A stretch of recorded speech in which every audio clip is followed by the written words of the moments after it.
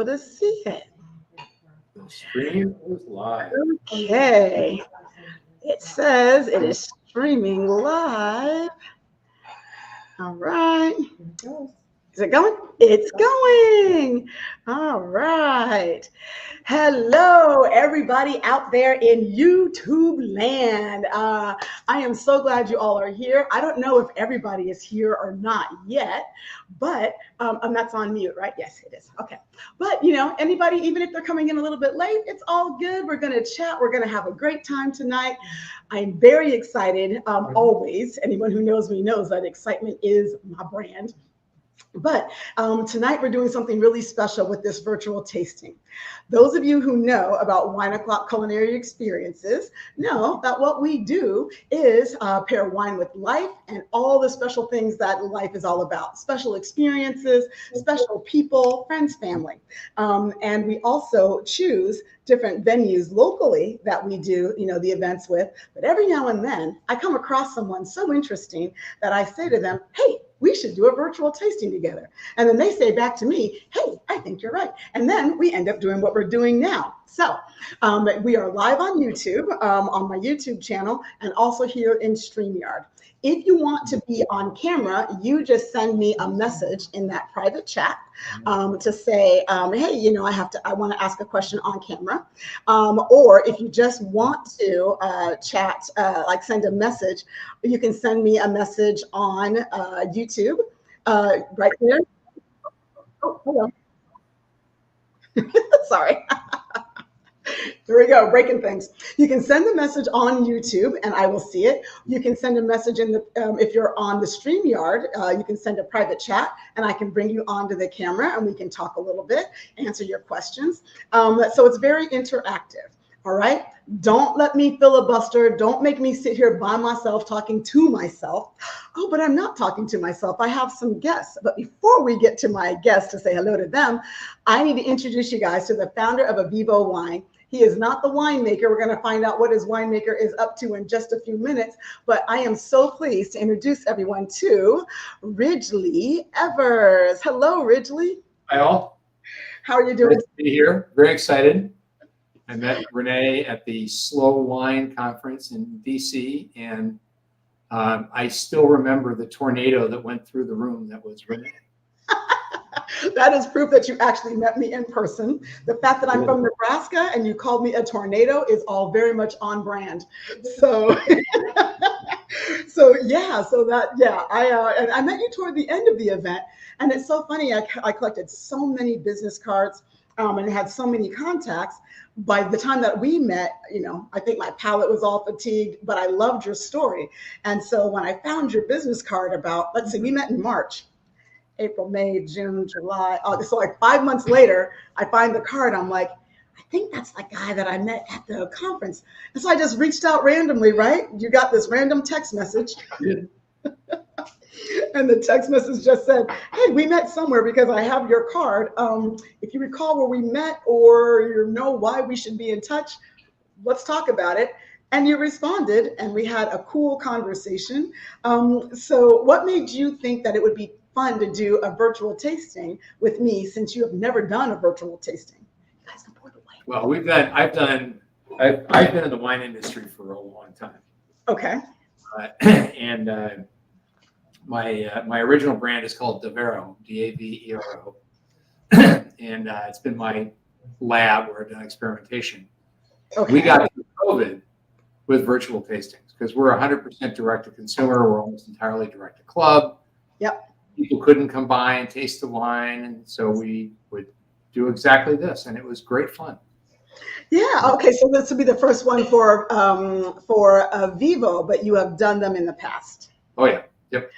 All right. Very, very cool. And so tell us a little bit about your history. Obviously, when we were talking, when you said, well, after doing, QuickBooks with, with Intuit, and I was like, wait, you worked for Intuit? You're like, well, no, QuickBooks.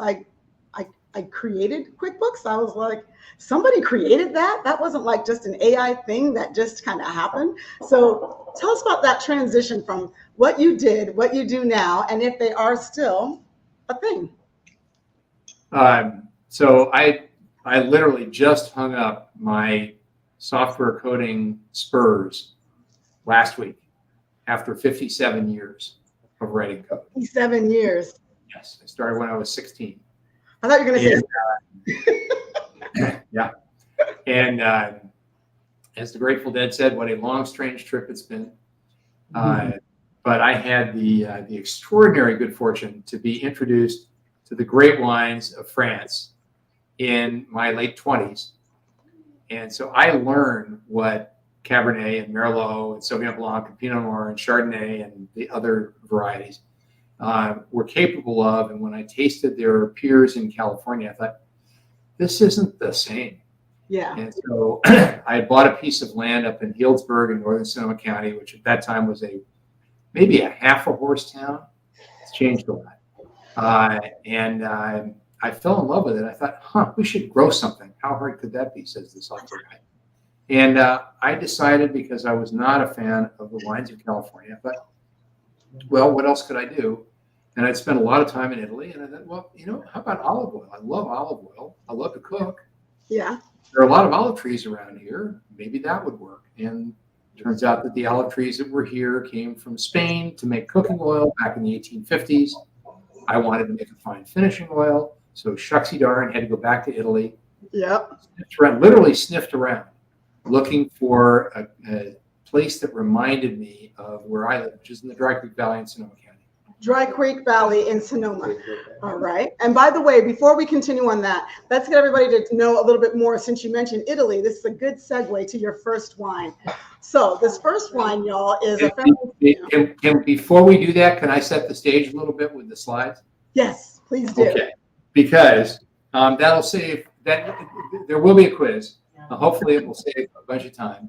So if you can put up my screen, I'm going to take you guys through a quick deck that kind of gives you the background of AVIVO. I started AVIVO with the specific goal of spending the third half of my life sequestering carbon at scale. And this is something that I've spent the last 20 plus years figuring out how to do. Okay. Not at scale. And so AVIVO was came out of my desire to leave the planet in better shape for my grandkids than it is right now. That should be everyone. So the big idea behind AVIVO is really simple. It's an age-old concept. You start growing climate-native varieties. And as you guys may or may not know, I know Renee does, they make wine in Europe from over 2,500 different grape varieties. In Italy, over 500. We picked about 5 for most of California, which actually come from a climate that's very different from here, as you'll see. So if you start by growing plants that are in balance in the climate, right, then it's really easy to farm them regeneratively because you're not fighting the plant. Yeah. That's one of the things we see a lot of times in Virginia is a lot of struggle with certain varietals that just don't do well here. Yep. And so if the plant is in balance, then it's easy to grow it regeneratively because you're not at war. Yep. And that regenerative farming is actually just as much about the plant as it is about the microbiology of the soil. In fact, maybe even more about the microbiology. Mm-hmm. That creates this healthy, thriving environment that then produces fruit that is perfectly suited when you harvest it to make itself into wine. Sugar plus yeast equals alcohol is not us, it's nature. Yes. It's been going on for millions of years. So that's the big idea. You gave me a kind of an interesting quote when we talked the first time about the winemaking, about what made it special.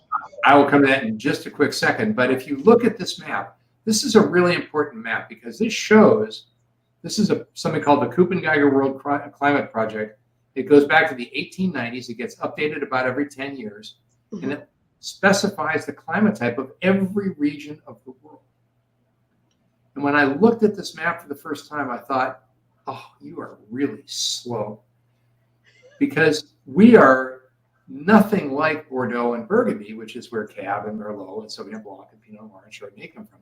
Right. We're at the latitude and the climate type of the Mediterranean. Yes. Maybe we should be growing Mediterranean varieties, specifically Italian, which I love. So that's what we do. And the three that we're growing are 3 wines we're making. The red is based on Sangiovese, which is the touch of Syrah.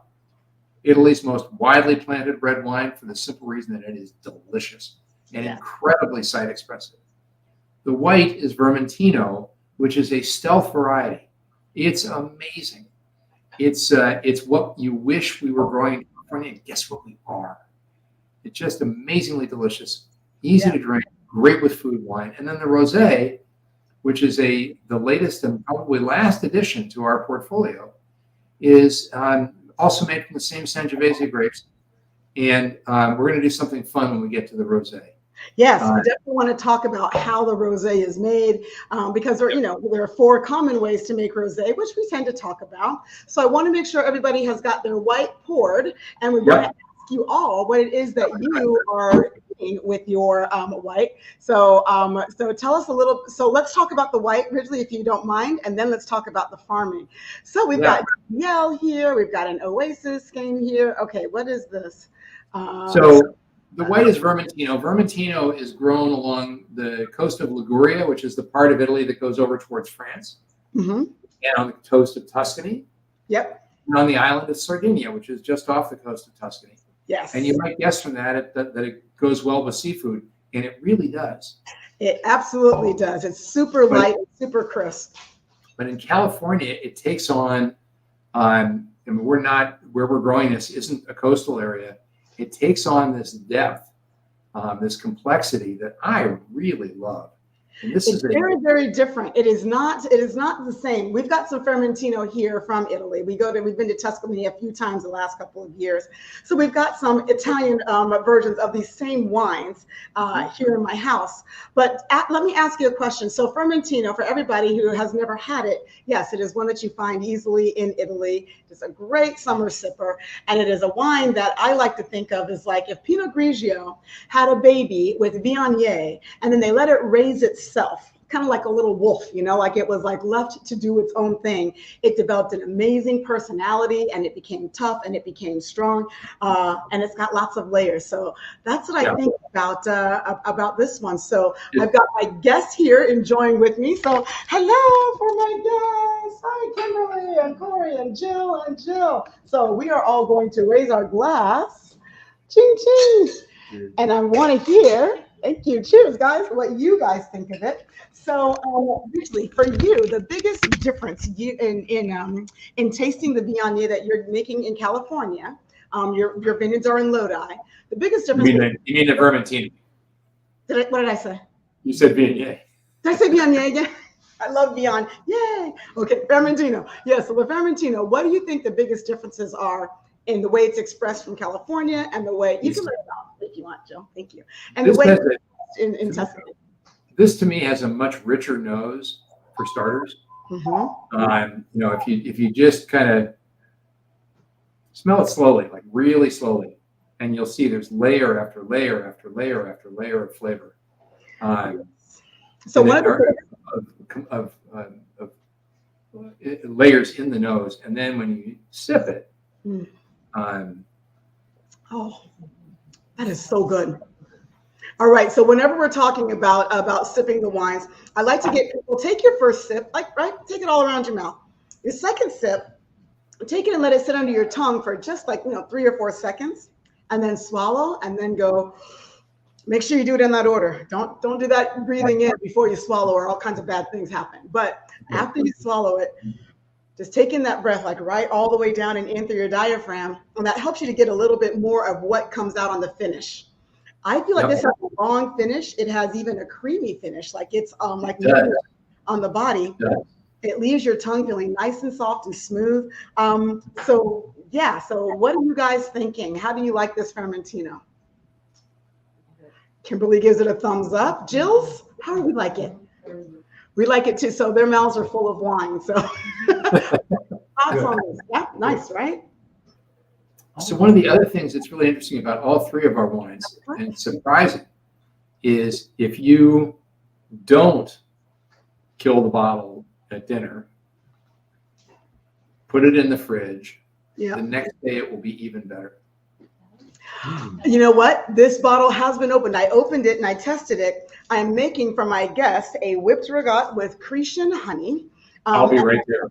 pistachios. Yeah, please do. Crushed pistachios, and then I might zest the lemon on it. We'll see if I get to that point. But this kind of thing, it does go really nicely with seafood.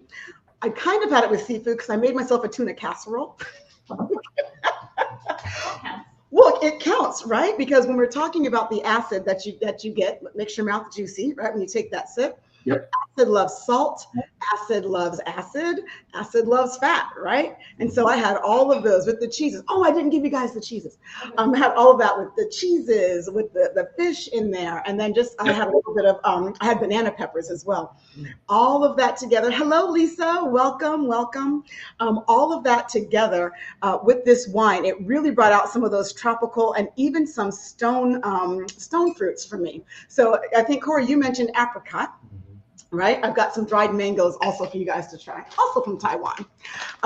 Okay, so yeah, so originally, what do you make when you are making something to go with your Fermentino? Because if you're like me, you already choose what you're going to drink, and then you decide what you're going to eat after. My answer is going to probably disappoint you. Never. But it doesn't disappoint me at all. What I find is that all three of our wines are incredibly good with an incredibly wide range of food. And so if you think it'll taste good together, it'll taste good together. It's not, I mean, I've had this with a pork chop. Yep. I've had it with, grilled chicken. I've had it with roasted chicken. I've had it with a salad. I've had it with salmon. It's just, it has this versatility that all of these wines do because they have really good deep flavors and great acid. We'll talk about that in just a second. Yeah. But I'm very proud of all three of these wines because of exactly the fact that they lay across almost anything. Now, yeah, if I were going to say Baby Bear's porridge, I would probably, I love chicken, but I'm not going to go there. I would have this just because of the richness of it with butter poached salmon. Oh, that sounds amazing. With with a good shot of salt on it. Yeah. And because the wine will stand up to that big flavor and that richness. Yes. And it'll be, and again, this is true about all three of our wines. None of them is the loud guy in the bar. Yeah, right. All the loud guy in the bar right next to you at the dinner table. I love that. So Chanel also picked up on that creamy finish, and and so that butter that you're going to have now on that salmon will enhance that, right? It really gives it like that just that extra layer of body, and it makes it so that when you're drinking it, it's not one dimensional. And your wines, all three of them, pair well with a glass and yacht rock. So, although I did have jazz on my mind while I was drinking the red, but yeah, Yacht Rock, man, me and Christopher Cross were just, and Boss Skaggs was jamming with this whole Fermentino. It was amazing. Yeah. So that's one thing that I definitely noticed. Thank you for letting out little dog. The other thing I love about this is when you go. So it's been a little while since you had a taste, which it has for you. Yep. Go back and taste it again, and it will reveal itself in new and different ways. It's just exactly, and that's what we're going to do now. So now I'm going to put some crushed pistachios on top of this whipped regat, and there we go. We're going to crush some pistachios on top of it, and then zest a little bit of lemon on it, and we're going to see what that does to the wine. Okay, so answer me this: why? Oh, you can close it all the way. I don't need any lantern flies flying in here. Thank you. Let's talk about how you decided on Fermentino. There's a couple of other Italian varietals. You can make a white out of Sangiovese. We drank a lot of Bianco when we were in Italy. There's Vernaccia. So what made you decide that Fermentino was the Italian varietal white that you were going to go with for this project? Vermentino and one other Italian white, which we grow at Devero and which And so the white, by the way, our wines are labeled not Vermentino and Sangiovese. They're labeled white, rosé, and red. Mm-hmm. And that's to give us the freedom to blend. Yes. Because the principal duty of a wine is to be delicious.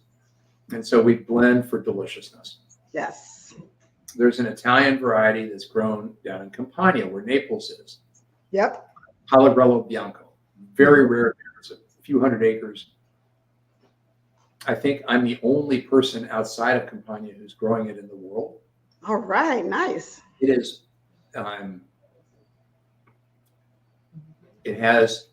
It actually has tannin, natural fruit tannin. Okay.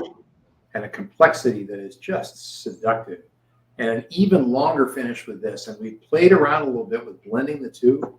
And it's like, damn. Ooh. So the tannin, so is it a thicker skinned grape? It is. No darker than Vermentino, but just naturally somewhat tannic.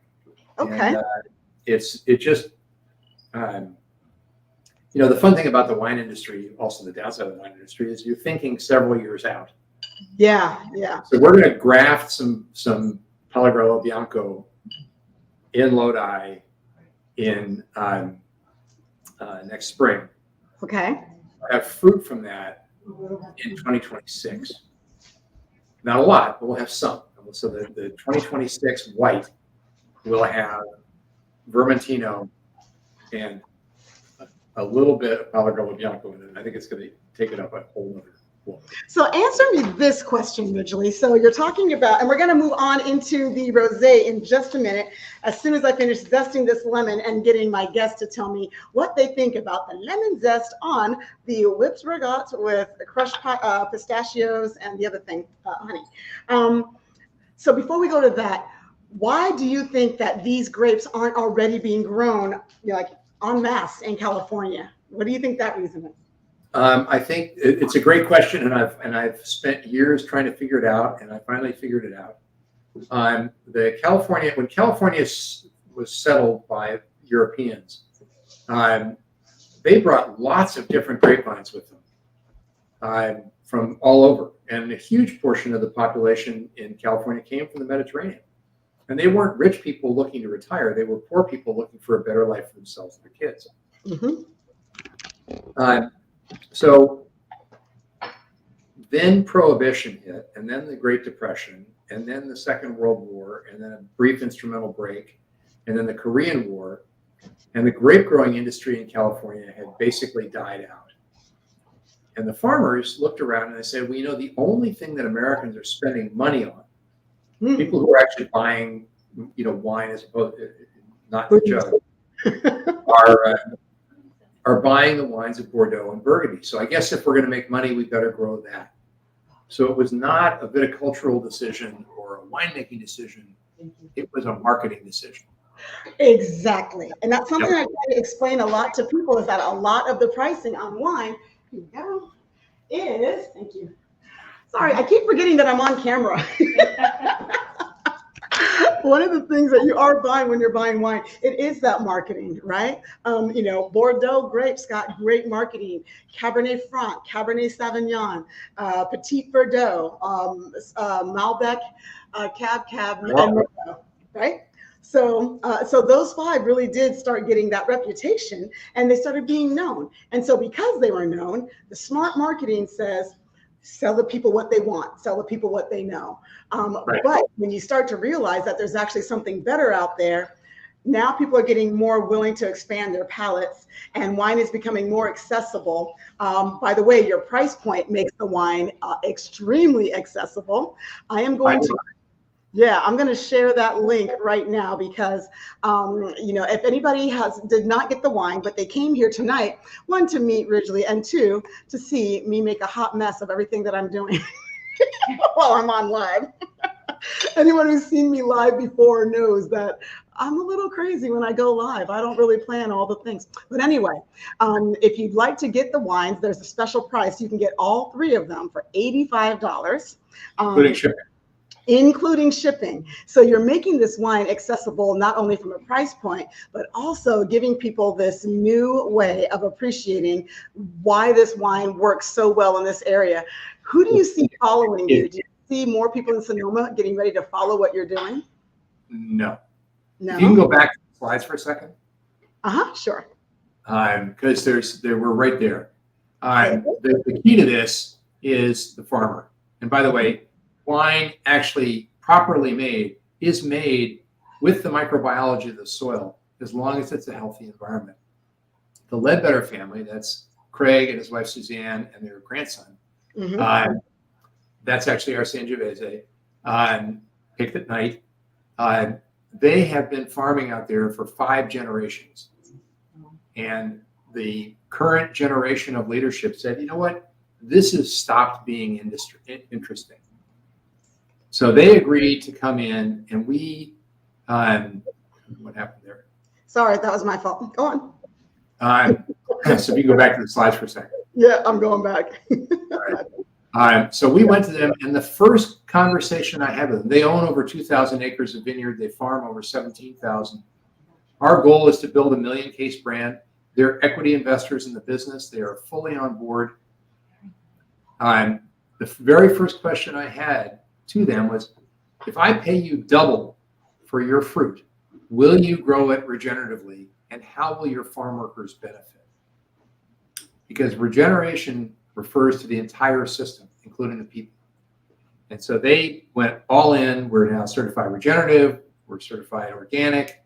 We're getting ESG verified for our climate impact. And we're one of only 3 wine brands in the United States that's certified to be free of Roundup. And that's not a trivial thing to accomplish. I can only imagine, yeah. Yeah. So go to the next slide for a quick sec, and then we'll stop this. But so if you're growing perfectly balanced fruit, which is not possible with those grapes from Bordeaux and Burgundy. You can't do this in California with Cab or Merlot or Sauvignon Blanc or Pinot Noir or Chardonnay. But if you're growing climate native varieties, then you, and my partner in crime in this, Dan Fitzgerald, who is on a forklift, has decades of experience. He and I have worked together since 2008, doing exactly what we're doing with AVIVO, and learning to trust nature and consistently expect to get great results. And we have. So our wines are, and we have an ingredient label on the wine. It says organically grown grapes, a touch of sulfur dioxide at bottling. That's it. And that is it. And we have a nutrition label. We disclose the number of calories. So there's no sugar, there's no carbs, there's no protein. These are super clean wines. Yes. And yet still able to hit that $24 price point, starting with paying the farmers a living wage, all the way through to celebrating the retailer or the restaurant. And that to me is key. So. Well, I love that you're putting all of those things in place and having them in mind. It's just beyond how much you can sell it for and how much you can sell, right? You're going beyond that marketing part of it to say, I'm going to grow the things that belong in this region. And even if it's going to take longer for people to catch on, and I'm not going to sell as much, I'm still going to do it this way because it's better for the earth. And what turns out is incredible. Hey, Andretta, good to see you. Hello, P. Mac. Kimberly, I'm so glad you like the Rippergot. Isn't that delicious? We're going to open our second bottle here. And I'm using the cork pop this time. It puts a little bit of air in there. It's faster. And I broke my favorite corkscrew the other day. So cork, by the way. No, I'm good. The cork, we've thought about every part of this, and it's getting better every year. Yeah. So we've got the 21, the 22, and the 23 between the white and the red and the rosé. Awesome. The cork is made from recycled ocean-bound plastic. Wait, say that again. Recycled ocean-bound.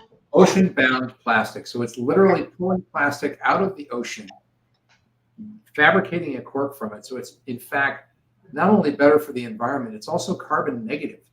That's awesome. And, you know, it's the opportunity to ask questions at every stage about how's this being done? Could we do it better? Yeah. It's why, for example, we never use new oak barrels because, as we'll find with the Sangiovese in a second, those oak tannins fight food. We want to make a delicious beverage that you're always going to be happy to have. So, yes. Well, that's awesome. Okay, so I love that. I knew I had those somewhere. I have the best guests. They're like keeping all my stuff together. So yeah, so your mindfulness about what it is that you're doing for the industry, for the earth, for the world is really, really special. And I know that I've got some, you know, some in the most complimentary way, tree hugging, earth loving people who are a part of this live. And we're interested in this specifically because of the regenerative farming, and because of, oh, thank you, Kimberly. And because of like, you know, on your website, it talks about how mindful you are of it. The one thing that you don't know until you try the wines, y'all, is that they really do pair with different types of foods, but also on their own. I may or may not have drank half of the bottle of rosé by myself. I was doing market research, and I take it very seriously. It took me a class. I salute you. I've done the same. But again, you know, the principal duty of wine is to be delicious. So I want anybody who gets one, you know, whether they're, you know, like me, a tree hugger, or whether they're, you know, a pickup driving, shotgun toting. Yep. To taste the wine and go, damn, that's good. That's all you want, right? Damn, that's good. That is exactly what people That's are how we affect change. So this is awesome. I can't wait for like 20 years from now when my son is a little younger than I am now. He'll be drinking Mentino from Lodi and say, you know, my mom interviewed that guy who brought that bridle into wider existence. So as you may notice, if not, so my glass, let's just do a little wine facting here. You know, there are red wine glasses, there are white wine glasses, right? And the white wine glasses typically are taller, slimmer. They don't need the great big barrel on the bottom that a red wine glass would need in order to have more of the wine touch the surface for aeration purposes. You guys are free to pour the white or the rosé if you want. So when you're drinking your wine, when you're going to a wine restaurant, this white wine glass also looks very similar to a universal wine glass. So never fear if you get a glass that is kind of straight up and you get it for your red. Those can be universal, they can be used a lot. But what's good about these glasses that are nice and long and tall, it really holds in the scent, right? It holds in the nose. So that's why I can get in here and I can smell like pineapples and apricots. Did anybody try the dried mango with it? How was that together? Wasn't that good? Should be killer. Should be killer. You know, the other thing I would add to that. You want camera? Okay. Too bad. The other thing I would add to that, Renee, yes, is the single, you know, if you can only, it's way more important to have one good glass. And the most important thing I've found is that it has to have a very thin rim. Yes, absolutely. Right? Mm-hmm. And that does more to impact how it tastes. Yeah. So, you know, pay up to get 6 of these for the dinner table and 2 more because you're going to break 2. If you have a Scott Diesel, it's going to be harder to break. So they're very hardy glasses. Right? Even if you get it going hot, it could crack, but they're very hardy. You know, Riedels are beautiful and they are nice and thin, but they're a little bit more fragile. But they are. Schatz Diesel, they also have a higher line that's even thinner than this. But yeah, that makes a huge difference on keeping as few things as possible between your palate and the actual wine itself. Exactly.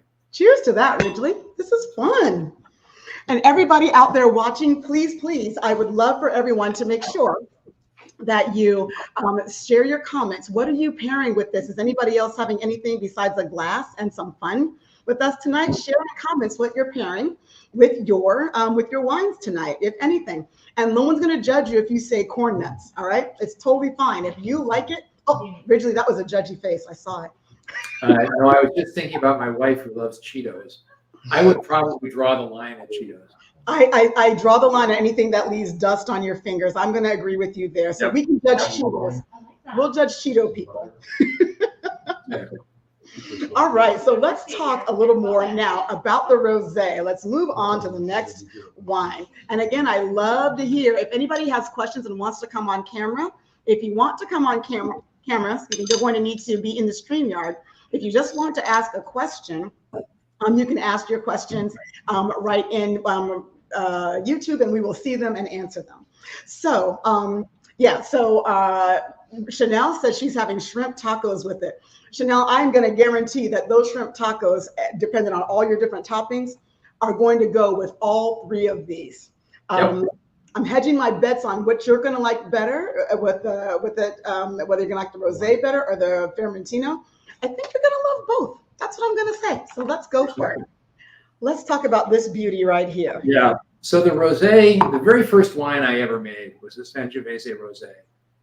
And I was blown away by it. It was like, this has an opinion. It's got a point of view. This is great. And, again, principal duty of a wine is to be delicious. And in particular, the principal duty of a wine is to be delicious as an ingredient in a meal. And I would, we think about rosé as kind of a simple, pale thing that, maybe your grandmother drank. I promise you, this is not that wine. I would love to set the expectation, regardless of what you've got in front of you to eat, that you're about to take a bite of Thanksgiving dinner. Big, rich meal. And I always go for dark turkey meat. Not everybody likes dark turkey meat. That's me too. Same. But dark turkey meat, get a little bit of that going in your mouth mentally, and then I'm here. Smell the wine. We're not worried. Smell the wine, and again, it's just got layer after layer after layer, and then taste it. All right, so we are going to do our wine sandwich, everyone. So if you've got food, you're going to take a bite of your food, and then you are going to take a sip of the wine. Take a sip of the wine, and then a bite of your food. Right, wine. Of your wine. That's your wine sandwich, right? And we do that because the food will actually change, and bring out different characteristics in the wine. And so that's why we like to do it that way when we're doing it with food. If you are not doing it with food, well, then you can do some other S's. You can do where you are before you actually take a sip. The smell of the wine actually makes a big, big difference, right? So we're going to take the wine, we're going to sniff it, and then you're going to swirl it. And then you're going to sniff it again, because after you swirl, you get that air right up in there, right? You release. Listen, it's all been bottled up for a while, so you're going to release all of those beautiful fragrances. Right now, unfortunately, we're smelling ode to dog food. I hope you guys can't smell that dog food. Paired alpha, it's delicious. Yes, exactly. Yeah, the alpha, the kibbles and bits, it's perfect. Oh, when you take that next whiff, all right. Are we getting I'm getting dried cherries. Here's the second bottle. There you go. Dried cherries, right? Like the dried cherries that you would put on a salad, right? Like you get the dried cherries with the feta or the goat cheese, and you put them on a salad with a nice little balsamic, what kind of balsamic? Not balsamic, a champagne vinaigrette, nice and light with maybe a little bit of lemon. I feel like lemon things could go really nicely. So we take that nice big smell. And so I'm going to give another hint on tasting. When you're taking a whiff of your wine, get your schnoz down in there, right? And when you're breathing in, don't just do it up here. Breathe into your diaphragm. As we start to learn how to actually use our diaphragms, belly breathing, all those things, we can really get a bigger appreciation. In fact, my husband sometimes hates going wine tasting with me because I spend too much time smelling it before I actually The other thing that's fun to do, by the way, which one of the top somms in the Bay Area taught me, it turns out that at any given hour of the day, any given moment of the day, one of your nostrils is much more sensitive than the other. Mm-hmm. So if you just tip one over the, It's this one. It's my tip right. the other one, you'll find one of them gives you way more information than the other. And it might well be the one that's more plugged up. Oh, yeah? Yeah, because it's not getting all the other things. So it's like kind of an unfiltered. Whatever it is. Unfiltered filter. And it can switch. I've done wine tastings where somebody's nostril has changed like 2 or 3 times in the course of the. Wow. It's kind of interesting. It's not like that little trick where someone says, and then you want to listen to what the wine is telling you. Right, it's so funny where I had a taste that people were listening to. Renee, is that you? It's telling me, well, lonely, give me more. Yeah, no. So if you really want to find a nostril. really want to appreciate. Yeah. If you really want to appreciate a wine, that's my right. Tip a good, breathe out, tip a good nostril over the glass, and then breathe in as slowly as you can for as long as you can.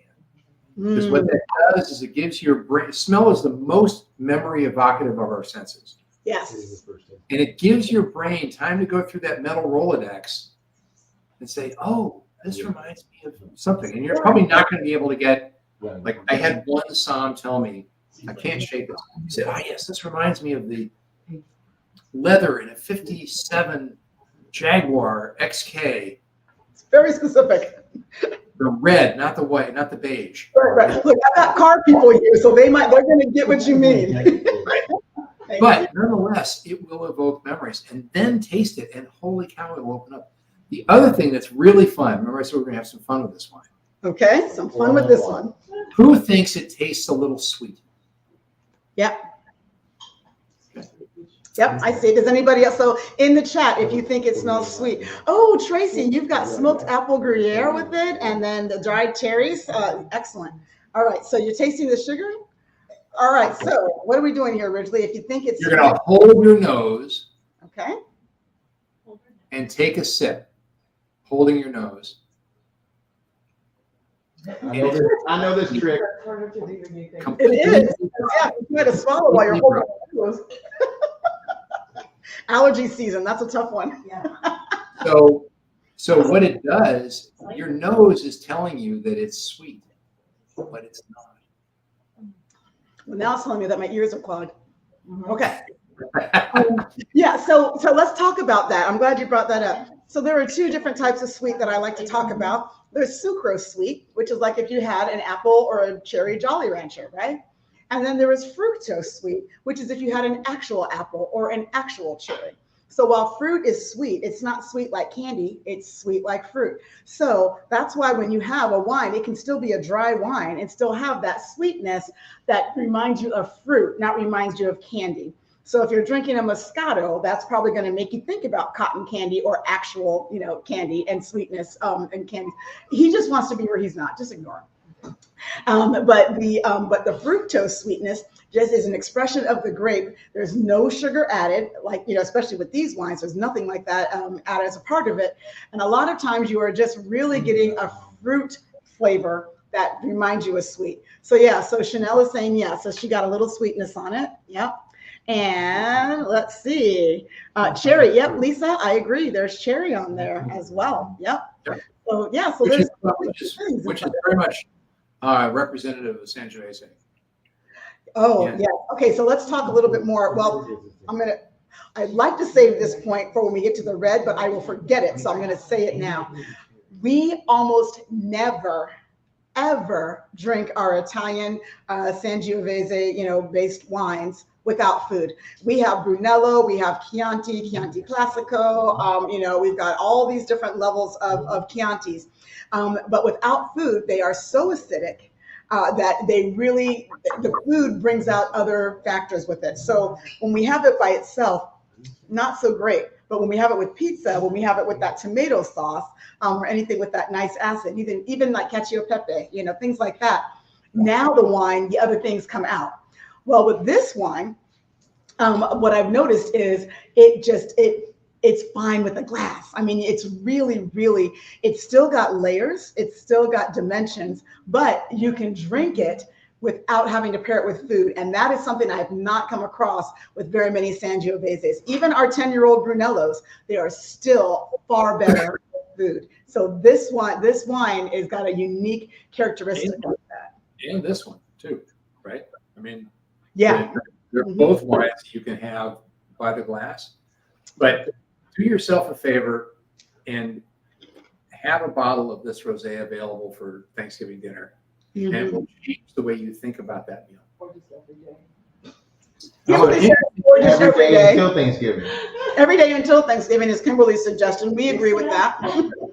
Okay. But, so an interesting question is, why do they make wine from so many different varieties in Europe? And the answer is they're looking for fruit that naturally makes itself into wine that pairs well with food. Yes. And so I'll keep this as fast as I can, but I think it's something that you guys will remember as you go forward.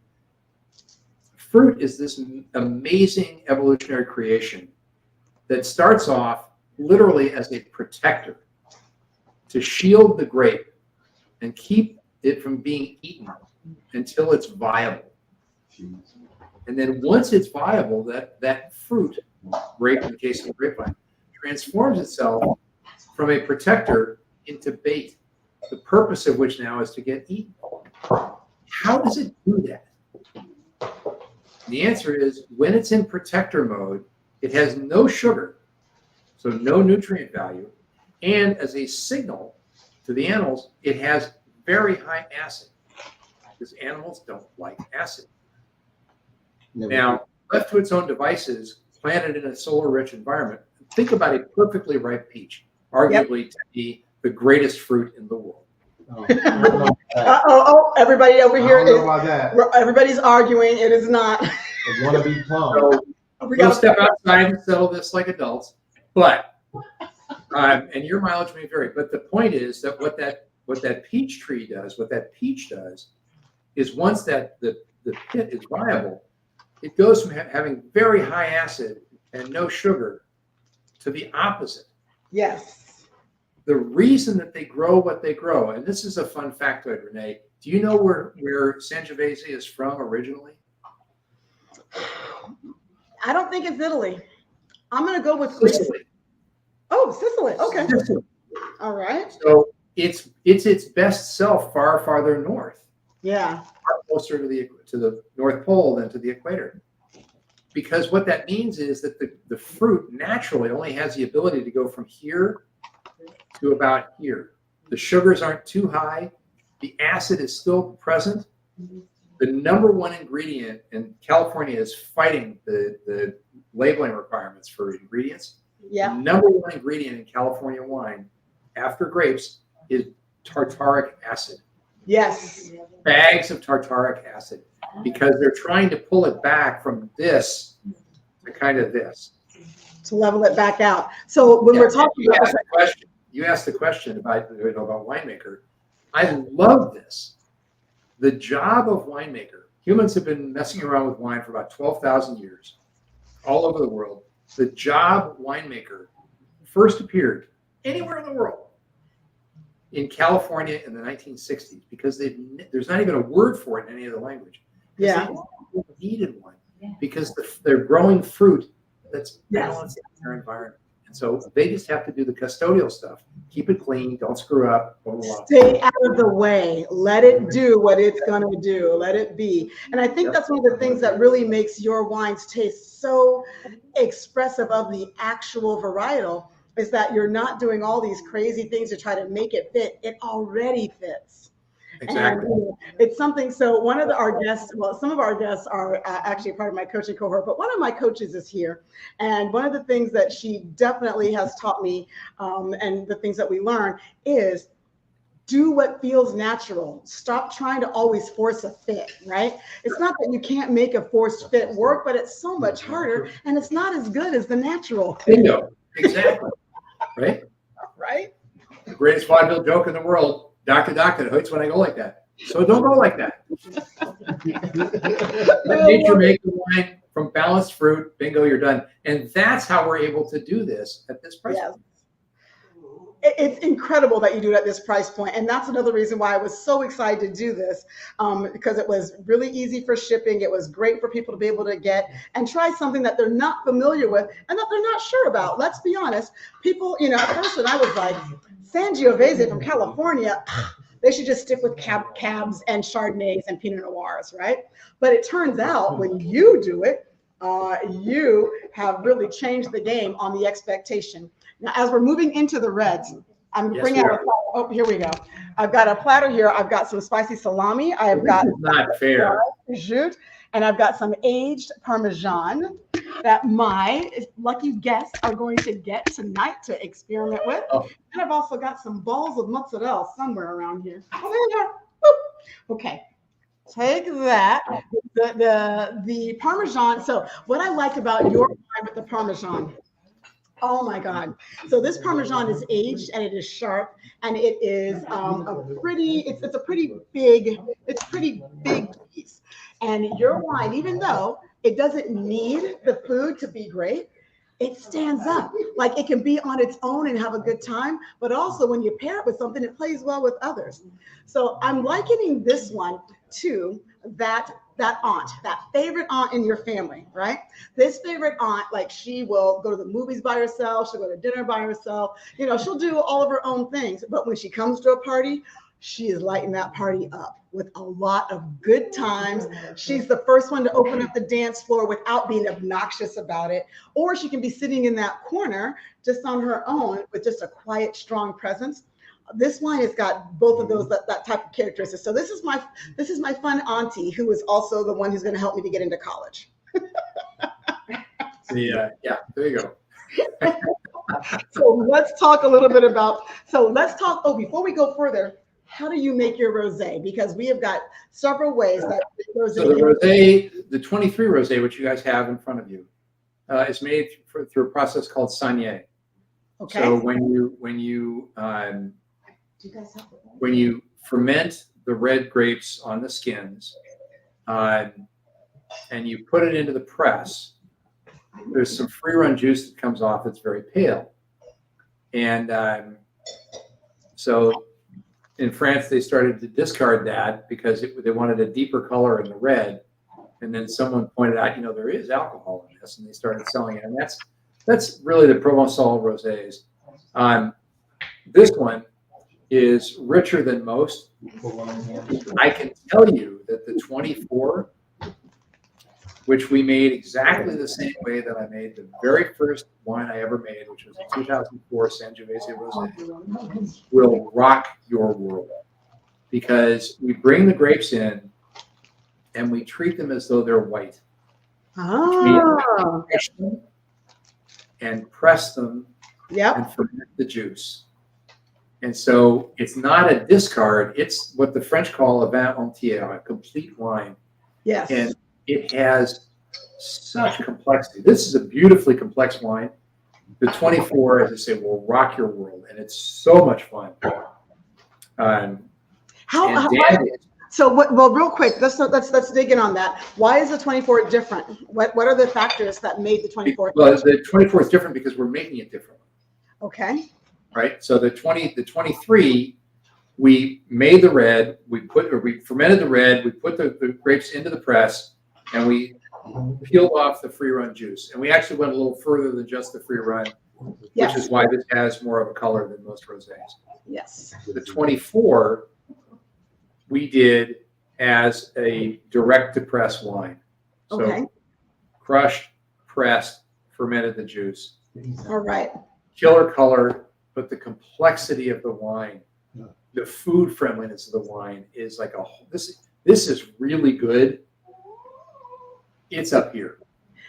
Here's what I'm looking forward to. I'm looking forward to doing a tasting, like a horizontal, where we're going to do, is it horizontal where we do the same wine different years? Yeah. Vertical. Yeah, vertical. Yeah, I want to do a vertical. I want to do your 23 rosé, your 24 rosé, your 22 rosé. I want to do like those three in a row. Yeah, I want to taste the differences in them. I'll bring the brisket. Yep. He's bringing the brisket. All right. Oh, this smoked and dried prosciutto that you guys are having, it is incredible with that rosé. It's going to be, your mouth is going to explode with it on the red, but it is really good with the rosé as well. So yeah, I would love to do that because that's something that's really fascinating to me. When you make the same wine from the same grapes, but you change what happens in the winemaking. What we have in the vineyard is all the same. What we have on the other side of it, bottling and all that is all the same. But what you do in the winemaking portion, whether you're doing direct press for the rosé, the saignée, doing the bleed. Are you macerating? Are you actually having it and you're macerating and you're leaving the grapes on there? And that's one that takes, even a different layer of it. Or are you doing a New World style rosé where you're taking some red wine and some white wine and blending it until you get the color and flavor you're looking for? That's very judgy. That was very judgy. It was very judgy. I have no qualms about that judginess. But let me point out one other thing, which is if you've ever made sourdough bread, if during COVID you learned how to make sourdough bread, right? It's flour, water, salt, and yeasts from that natural sourdough starter, right? Mm-hmm. And it's a diverse population of yeasts. Okay. Mm-hmm. So yeast has a huge amount of flavor. The principal difference in the flavor of your sourdough bread that you made during COVID and Wonder Bread is the yeasts.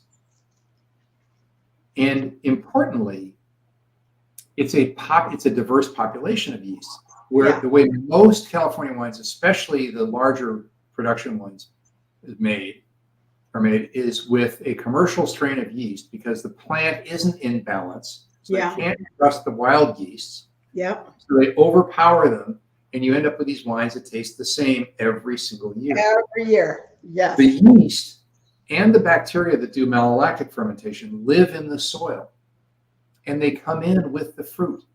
And so what's fascinating is that the different species that come in every year might be the same, but the balance between them is different as a function of that particular growing season. Mm-hmm. So when you do this right, and in case you can't tell, we are 100% committed to doing it right. Yes. These wines, this is a perfect example, end up being a time capsule of this variety in that vineyard. Yes. What you have, so both the white and the rosé were recently awarded 92 points by Wine Enthusiast. Yay, Tonya. And the red, 97 points and double gold. What? Woo! That is new news. All right. Cheers. So you can put this in, on the show, on your tasting, you can put this in with all of the other $97.24 bottles of wine. Oh, how many are there? None. So this is why wine and marketing are so interrelated, but also the way that you're doing it makes it so that you don't have all of these crazy other costs that others have, because you're letting the earth give you so much stuff that other people pay tons of money for. And by the way, they just don't get it as right as you do. We had a question about an aerator, which is a great segue into us going into the red. So I have a couple of different aerators. Our favorite is called the Soiree. No, they're not sponsoring me, but if anybody from Soiree is watching, I am for sale when it comes to sponsorships. Anyway, so the aerator is to help to get that air into the wine faster, to help make the wine all the different, so there's primary, secondary, tertiary flavors, make all of them come out faster.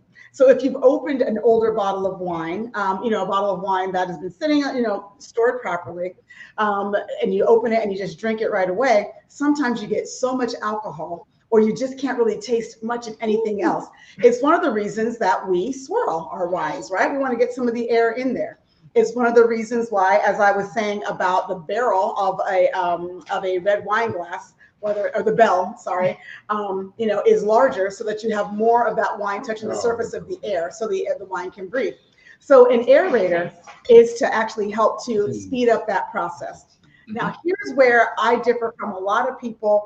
There are people who argue about it, which I don't know why anybody would argue with wine. I mean, number one, it's subjective, and number two, who cares? It's wine, drink it, it's delicious, have fun. But I don't think all older wines need aeration. Yes, that's right.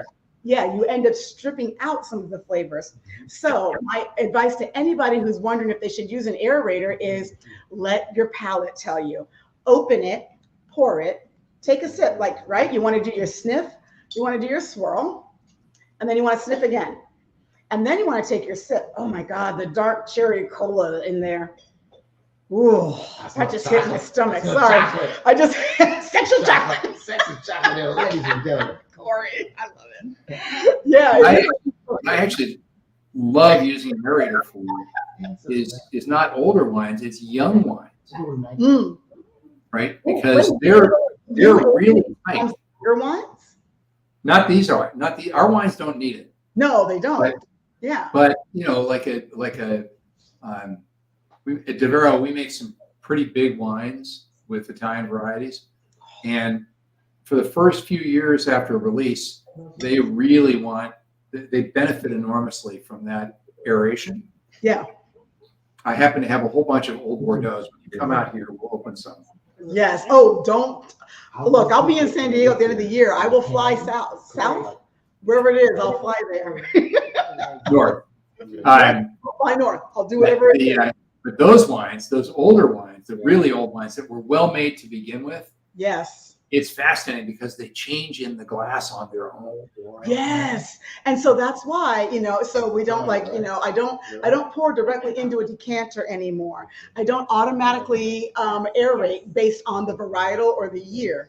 You really have to try it first to see what it is that comes out. And again, that little trick of take a first sip, just to kind of almost like set your mouth up. Right? That's what the first sip does for me. The second sip that I let under my tongue for just a little bit, that second sip is the one that's really now going to give me more an idea of the finish. And also, okay, do I taste more things? Am I getting these layers?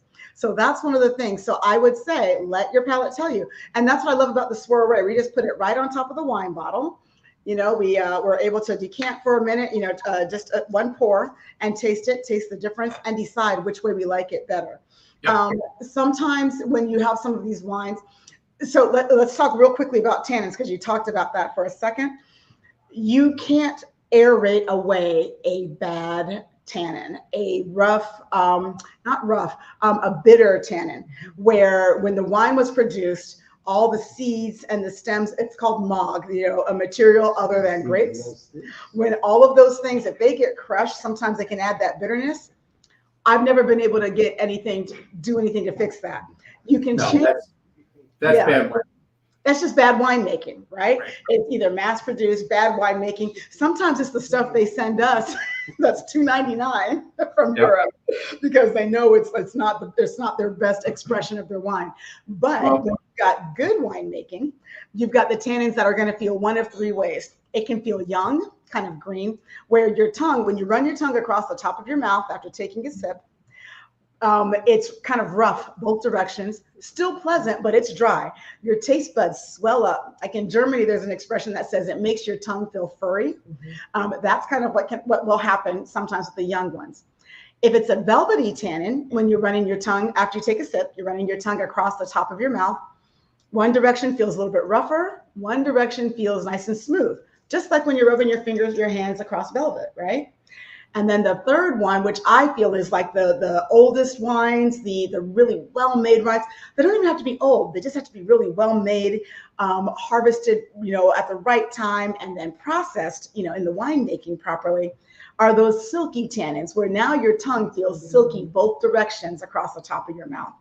So those are things that I think tannins change over time, right? That is a beautiful description, and I would just add this. So I'm married to a professional chef of considerable renown, and she's the one who taught me this. Okay, why is this the first heard from me? Hey, Reese's been bearing the lead. We're coming for Thanksgiving. Yeah, we're coming for Thanksgiving. We're going to bring our own rosé from your rosé. Another first heard. Okay, Ridgely, your wife is a renowned chef and badass chef. She's the one who taught me that there are actually two types of tannin. Okay.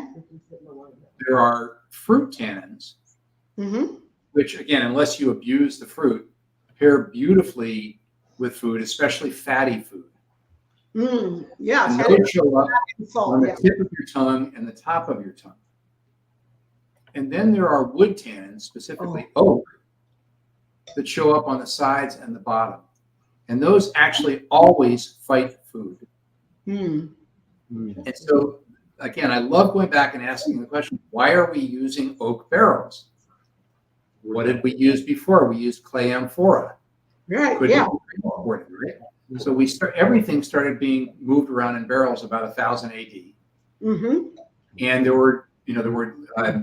were professions that became last names like Cooper and Coopersmith and so forth, who would, when a barrel got where it's going, they would disassemble it, they would clean it, they would, maybe it hauled, pig's feet, and now they want to use they want to use it to haul horseshoes. They will reassemble it, pack up the cargo, send it off someplace else. So, if you go into an old world winery, you will never find a new oak barrel unless they had to replace a leaker. Use them until they can't. Right. And the reason is you don't want those oak tannins in your wine or with your food. So if instead you do what we do, so the Sangiovese is aged mostly in stainos, but some of it in neutral oak. Neutral means all those tannins have been leached out. They're barrels that are 4, 5, 6, 7, 8, 9, 10 years old. And they're just breathing organic storage containers. So it's like a cat in a skillet. You got to season it. So Corey just made a good point talking about like cast iron skillets, right? How you got to season them up. You can't put soap in them. You got to let all that bacon grease and all that stuff cook in and help it to have that. What would you say? Giblets and gizzards. The giblets. I really wish I had Corey on camera. This dude.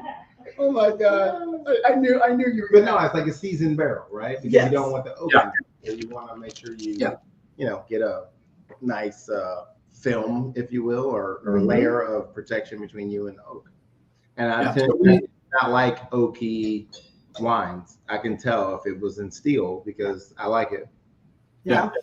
You would also like, Right. and it's been in neutral oak. So we barrels are really expensive. We buy barrels that have been used for 2 harvests, which means 4 years. We've got all the tannins leached out of them. We clean them really well, and then we use them until they leak.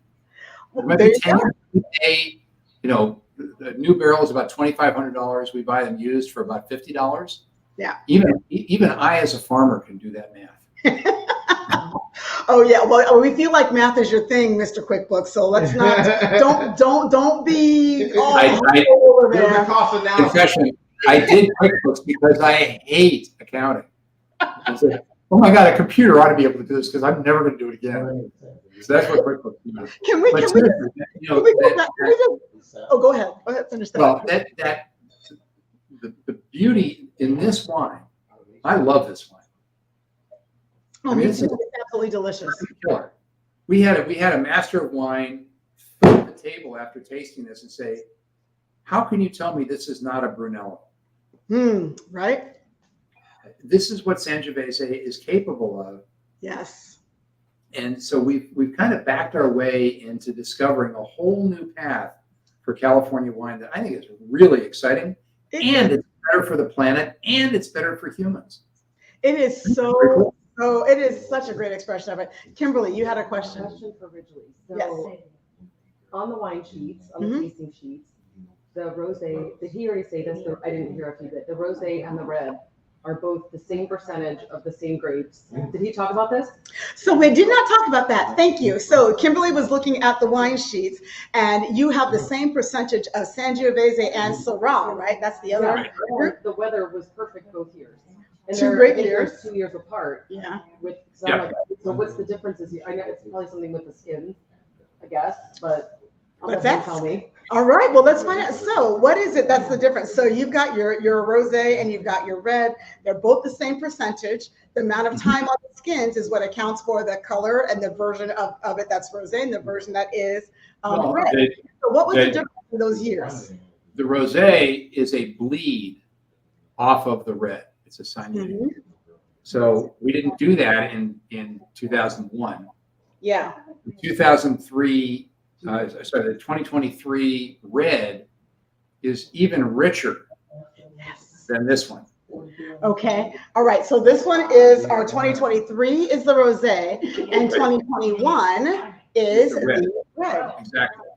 So same vineyard. Yes. different flavors in the terms of the yeast that came in with the fruit. Yep.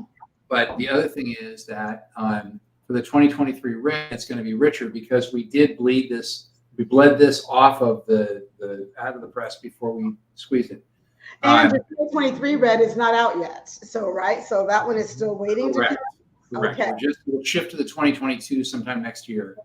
So, so everybody, order the wine pack right now so you get the 2023 rosé, and then when the 2023 red comes out, now you've got a really cool comparison of what the exact same grapes, same year, same harvest, everything's the same except how long it's sitting on the skin. So then how do we? Well, and then you get the 24. Yeah. Oh. Then you get the 24. Yeah. And the 24 is back to this model. This is the complete wine. We didn't bleed anything off of this. Yeah. And for the red, and the rosé is a completely different harvest of exactly the same fruit, but made like a white wine. So you make it like, okay, so there it is. Yeah, so it just comes before they squeeze it. Right? Yes. Before they press it. Yeah, so direct press is like, do you guys use gravity to do that? So like, you put all those grapes into that big old machine and you let gravity push it down and then it turns and then, you do all the others. So you let gravity decide how much of that free run is coming off. No, that's a decision. That's Dan's decision. That's one of the places where the cellar master, which is what I really think of it as what we do, the custodian can express an opinion. Right. That's in fact, we then take we then take the pumice of the red that was used to make the 2024 rosé. We put it into a fermenter and we let it ferment, and the wine that produces is mind blowing. And we blend that into the red. So this is really exciting, Ridgely. All right, so let me see if we have some other questions. So we have Lisa's aunt was living by her aerator, which, listen, we used our aerator a lot too. We still do use it, but now we use it as a decision maker, right? We make it like we try it both ways and see which one works better. And I have, Ridgely, to one of your points earlier, had a young wine that did benefit from aeration for whatever reason. I tasted it. It was just it was a little bit flat. Right? So if you've ever opened a bottle of wine and it just reminded you of just juice in one way or another, or just a drink, it doesn't have any of those layers, didn't have anything that made you curious, didn't have anything that took you along kind of on a journey, which is what wine really does. Sometimes if you aerate that, it will help you to bring out what belongs on that finish and what else is going on in that bottle. Now, when you're talking about the mass-produced wines, a lot of times there aren't a lot of layers in some of those. They're made to taste the same in 1995 as they taste now in 2024. Yep. Like an example of that is Yellowtail, right? When I first started drinking wine. College. When I first started drinking wine, back in 1998 was when I started getting kind of serious about it. I really liked that wine. And so I was like, oh, and I can afford it. Look, we were poor enlisted military folk. We were shopping at the eye level at the supermarket for wine. Didn't even know what wine clubs, wineries were. We weren't wine people yet. So that's what we were drinking. So I drank Yellowtail, let's say, for like 15 years. Well, then Renee gets introduced to Sonoma and Napa and Virginia wines and boutique wines that were made to be different every year, that were based on what the earth gave. And when I went back to Yellowtail, I was like, oh, no shade on Yellowtail, but I was like, I just finished it. Oh, you can throw shade. Think of it this way. It's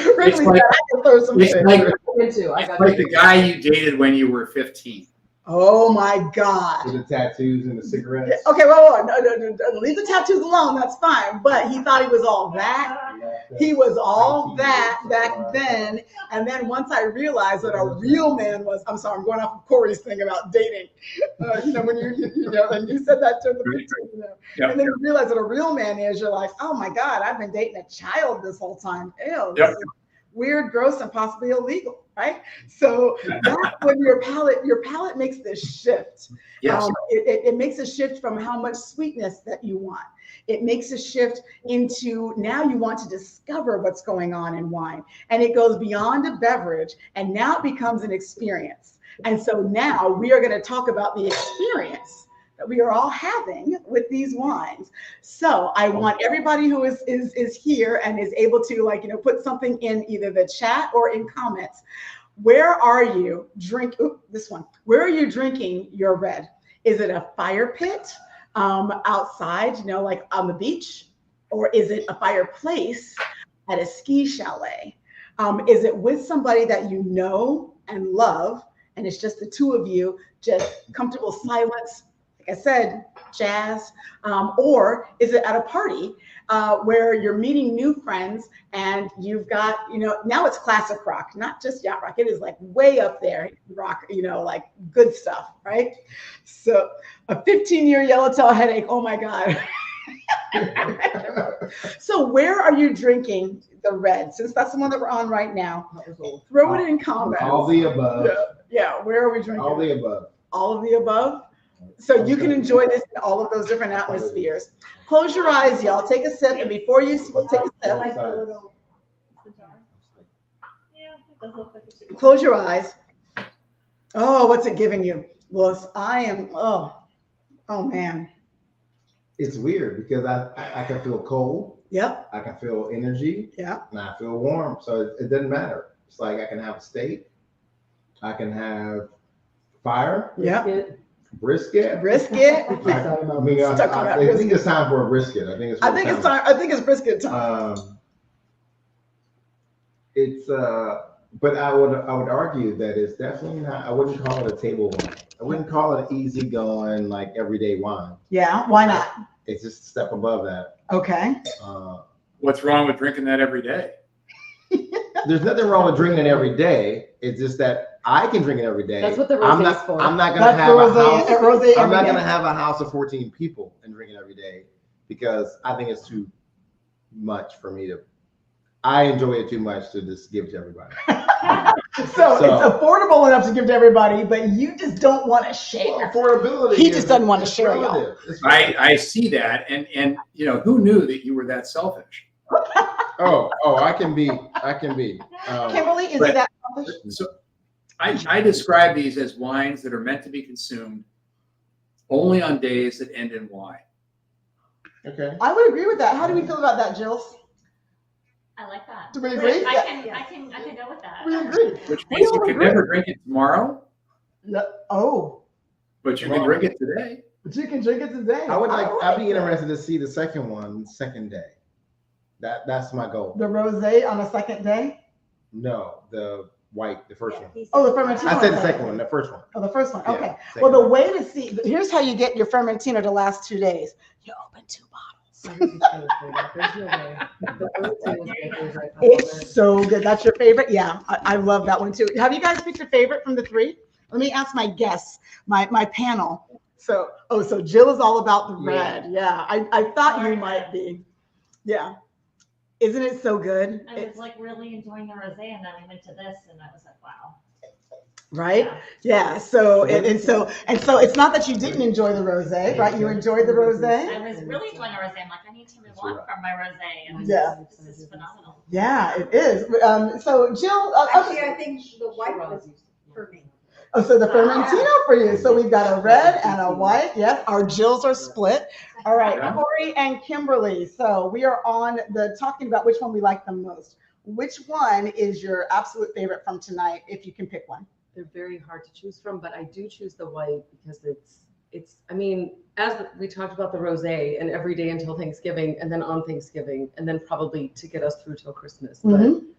But the white is my fave, I think. Yeah. All right. So we've got 2 Fermentino, 1 red. Corey, what say you?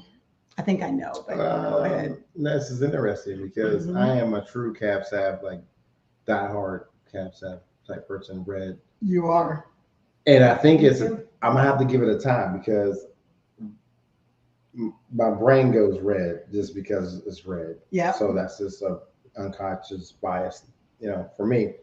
And I haven't had it with brisket yet, but I think the white will go very well. I think with the brisket. I think the white but was the white was It's gonna so Chris. universal, right? Like you said, I can Yes. go salmon, I can go food, a chicken, Yeah. whatever. I can he said pork chops he had it with. Yes. Man, I can do some lemon pepper, man. Like, we can work Okay, with Corey's over here making recipes. Yeah, we can do some things. So, So I think it's a situational tie It's a between situational tie. between seafood and red meat. All right, that's your answer. A situational tie, y'all. Okay, so we've got what's everybody else thinking right now? Who has kind of either planted their flag or has got the same type of thing? Oh my God, Vince is here. I hope you're still here, Vince, the host of V is for Vino, a James Beard Taste Award winning program. I mean, I'm not just talking about it because I was on the Virginia episode, season 5, episode 1, but his show was so awesome. Ridgely, I would love for you and Vince to actually talk if Vince is going to go to Lodi to film his show. Man, what you're doing is so original. We're all going to go. Is everybody else in? We're going to do a wine trip. Road trip. We're coming your way. So thank you for being here. Right there. I think it's a road trip for him. It's a road trip. Yeah, it's a road trip for Ridgely, but for us, we'll fly. Vince is in Chicago. Yeah, Chicago. I'm from Yeah. Illinois, So we have got some really, really, just amazing things that we're discovering here right now tonight, Ridgely. And I'm over the moon about how this Sangiovese, your red, is so approachable for everything. So look, I've had it with the dried smoked prosciutto. Right? Bless you. And when I drink a sip after that, what did you guys get after taking a bite of that dried prosciutto? I got okay. Yeah, I got it. Good. I have got like cigar wrapper, like a little bit like brushed through there, but I'm also transported to a library, not like your public library, for your county, but like that's not even a library. It's an old bookstore. Yeah. It's an old bookstore that has books that have not been opened in like 20 years. And so you open that book and you get that parchment and you get that old, like kind of comfortable, like it's like a blanket in your nose thing, right? This wraps me up. I am drinking this at a fire pit in the fall or a fireplace in the winter. This is Very well, let's go. Right? This is and brisket for Corey. But it's such a comfort food wine for me. It is absolutely incredible. But if we go back to the white, which I don't know where I put the bottle, but go back to the Fermentino, also comfort food. Oh, you're sweet. Oh, no, wait, there's the empty right there. The comfort food that I got for Fermentino was that tuna casserole with macaroni and cheese. That Fermentino can't be beat.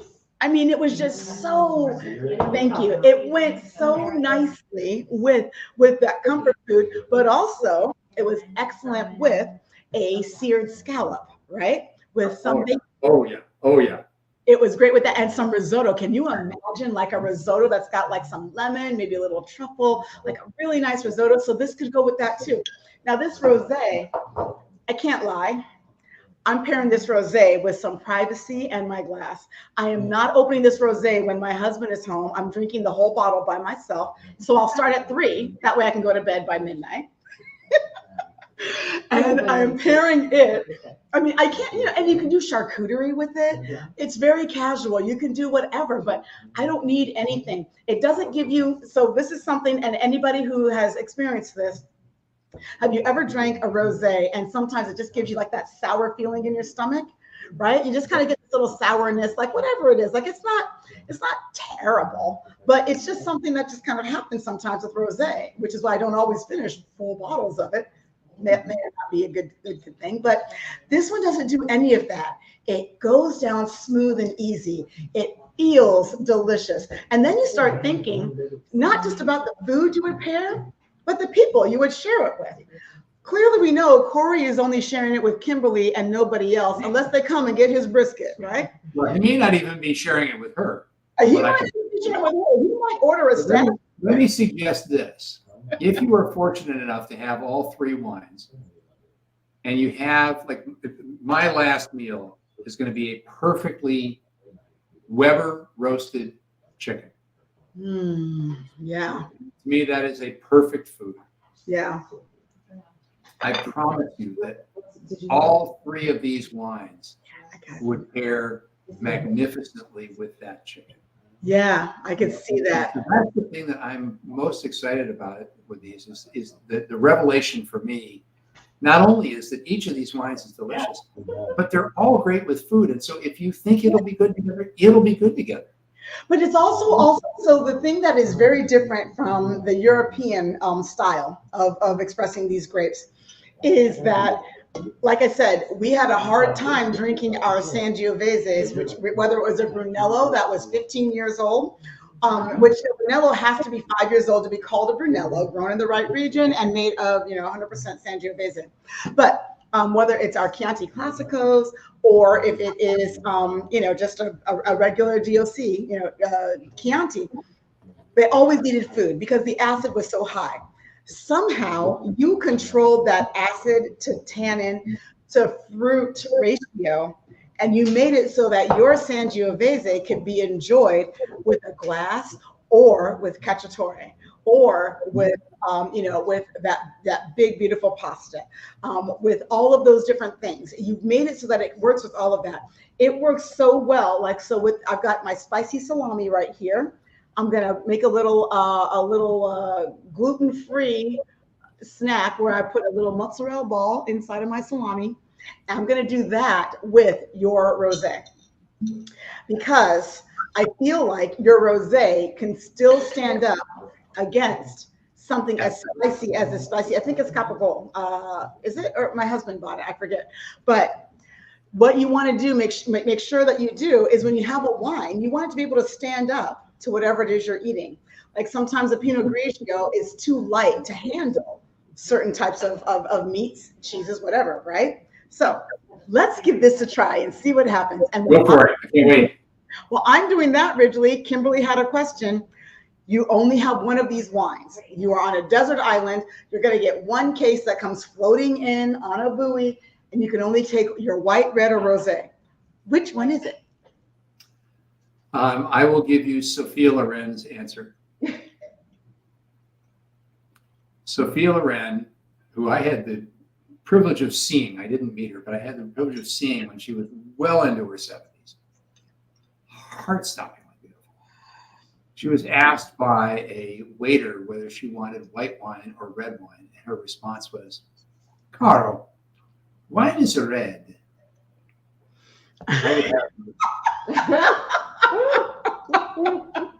Why is it red? That's an unfair answer, but It is unfair. I agree. Unfair, but we have to accept it. If Sophia said it, we can originally have it as well. we'll accept it. Yeah, it's. I think that but honestly, let me put it this way: if I could have a random case of AVIVO, and I'm saying this seriously, Yes. or a case of anything else from California, I would take the AVIVO because it's better with food. It's doing both. It's doing both. A lot of times I have a wine that is really very universal for any and everything. A lot of times that one is not what I'm going to have with food. I'll just drink it while I'm making something. This has that ability to transcend that. So by itself, it's got I feel like I'm getting the primary and some of the secondary flavors on it, right? So the primary flavors, to wine geek out for a minute here, everybody. Primary flavors are what you're getting from the vineyard, right? Those are the flavors that the grape and nature are giving you. It is whether it's floral, whether it's mineral, based on the climate, based on the weather, based on the water nearby, the mountains, the sunshine, all those things. So what happens in the vineyard are your primary flavors. And like I said, those like minerality, fruit, flowers, even vegetal, sometimes especially Cap Francs in Virginia can have a bit of that green pepper thing. So those are the primary flavors. The secondary flavors are what happen in the winery. What decisions is Daniel making on the way that he's making the rosé, the way that he's making the red or the white, blending with that other varietal. I cannot wait to taste that blend. So those decisions are the secondary flavors.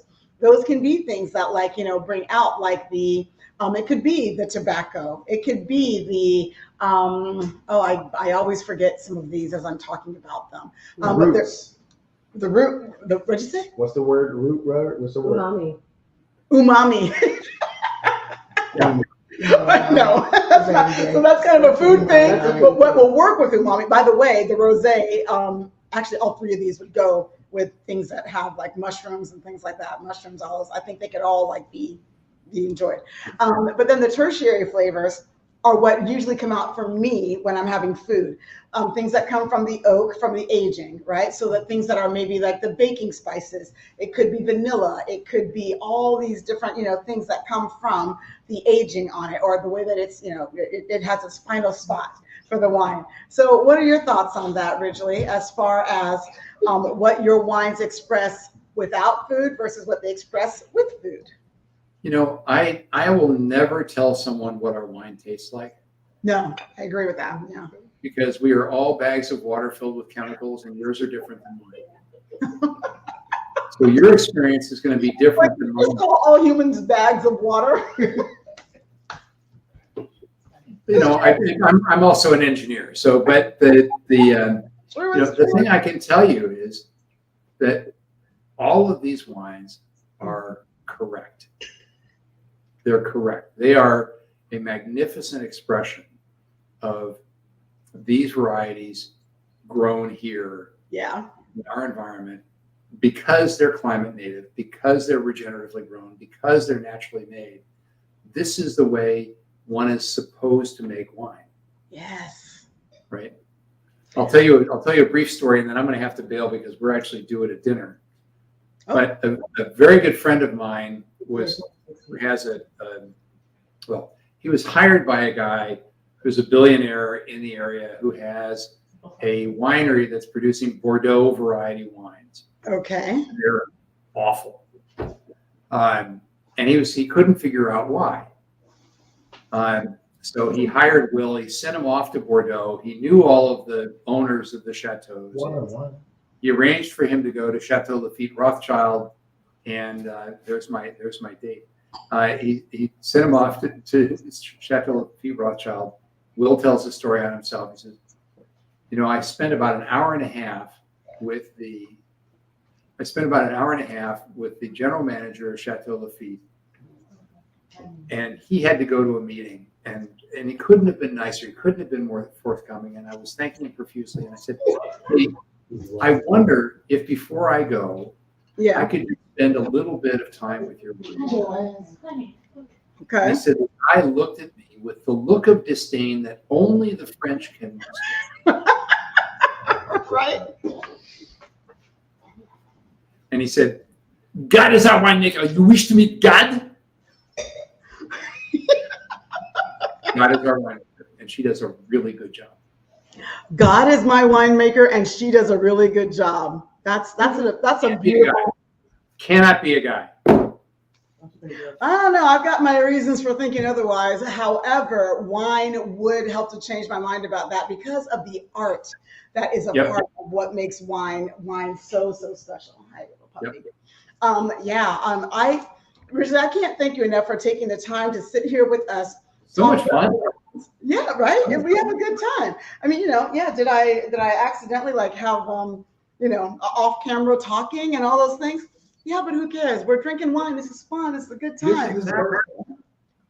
For AVIVO, it's the first one. Oh. Originally, talk to people about how they're able to find AVIVO and what's next for AVIVO. So right now we're very limited distribution because we have limited quantities. If you happen to live in Florida, you can find it in Florida. If you happen to live in New York State, you can find it in New York State. You can go to our website, avivowines.com, and the store locator will point you at restaurants and retailers that have it. We're going to expand that slowly, and our hope is in Q1 or Q2 of next year, we will be in the DC metro area, so Northern Virginia, DC, Southern Maryland, Delaware. But we have set it up online so that you can order a case of AVIVO, and you can mix and match. Yes. And we will ship it to you for $1. I like that. $1 to get a case. So you'll be ready for Thanksgiving. You'll be ready for Corey's brisket. Tell him if any of the distributors, holla at your boy. Yeah, holla. Look, he's got some ideas on distributors, but there are definitely some really great opportunities out here. Your wines have been exquisite. I would love for everybody to talk about what they feel like. Oh, the red has fell with your sandwich. Lisa, what's on your sandwich that made it peel away?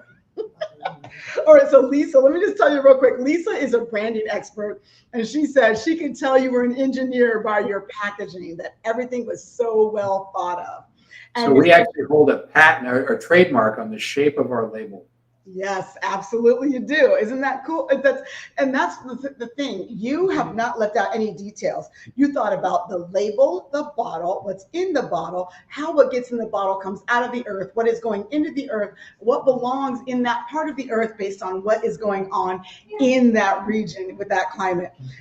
That really explains AVIVO like pretty succinctly. I think I did a pretty good job of saying all of those things. You really do think of all the details, and you do no harm, and you actually make the world a better place with what you're doing. So to get AVIVO Wines, the link is right there, y'all. All right. So you can go to that link, and right now until Friday, we're going to have this link open for you to order a set of the 3 that includes the shipping at $85. But also, if you decide to get a case, shipping is $1 for a case. $1. That is unheard of. We all know how expensive wine shipping is. So I want to thank you, Ridgely, for what you're doing for the planet, but also for the palate, because your wines are absolutely delicious. I think you put palate first. Lisa's eating an Italian sub, and it's working with it, and I love it. So yeah, I want to just say I really appreciate you and your time. I cannot wait to do a vertical with all of the different. Wait, is the vertical the same one? Yeah. Okay. I have to give myself a reminder. I have a block on that. One more glass, and now I'll figure it out. So yeah, so I want to thank you for spending time with us. I hope you have a great wine dinner. Yeah, this has been amazing, and I want to make sure that everybody knows that they have the opportunity to order these wines at that special price for the 3. And listen, if you're not a wine drinker, and that's why you don't have the wine here, but you're here because of the information and just the whole vibe that we set here with WineauxClock Culinary Experiences, get it to gift it. These wines are $20 a bottle, and they taste so much more than that. You shouldn't judge your wine by its price. You should judge it by its flavor, right? And that, yes, I think that's a good drop the mic moment right there. Yep. Thank you, Renee. Thank you, everyone. It's been a lot of fun. I look forward to continuing. I guess want to say goodbye and goodbye. Thank you, Ridgely. Great meeting you. Ciao. Cheers. Cheers. A presto. Right, yes, with your favorite. All right, with the brisket. Yes, good stuff. Ridgely, this has been amazing. Have a great dinner. Tell your bride that we can't wait to come to your house and eat all the meals that she's going to cook. And tell that right away. Thank you so much. Ciao, ciao. Take care. Bye, Ridgely. All right, you guys. So that was Ridgely Evers of. So his first time with you or first time ever? First time ever for AVIVO for a virtual tasting. First time with me. Yeah. At all. Like because he did well. He did, right? Yeah. He was very, Has he done it before with other? With his other wine brand, which also was a first heard. I had no idea he had another wine brand before that. I just thought, oh no, we're still talking a little bit before I shut the whole thing off. But so this was a really, really cool experience because this wine brand is new. You can't buy it on the East Coast yet, y'all. So you have to get it through their website. They are currently working into going to distribution. But I want to thank everybody for trusting me with your time tonight and with what's in your glass to enjoy AVIVO wines. They're white, red, and rosé. If you'd like to order them, I will make sure that you guys still have the access to that link through the end of the week. And I hope everybody enjoyed their food and enjoyed their company and just enjoyed the entire experience tonight. So if you want to look forward to more of these, make sure you subscribe to this YouTube channel. Thank you for watching on YouTube. Subscribe to the channel. We'll do more virtual tastings, and we'll be doing in-person tastings, pairing wine with life and local cuisine for more WineauxClock experiences. So raising a glass to my lovely guests tonight. Thank you guys all for coming and drinking all of this wine with me. And thank you to all of you who joined me out there on YouTube and on StreamYard. Have an amazing night. And if you have any questions, you can always reach me. Oh, I guess I should put my own stuff on here. You can always get to me at WineauxClock Culinary Experiences. Let me know if you want to do a wine tasting with your friends or family. Let me know if you want a special restaurant that you have that has a great wine list that I should do something at. But the most important to me is pair your wine with your life and enjoy every experience beyond the glass. All right, cheers, everybody. Have a great night. And stream.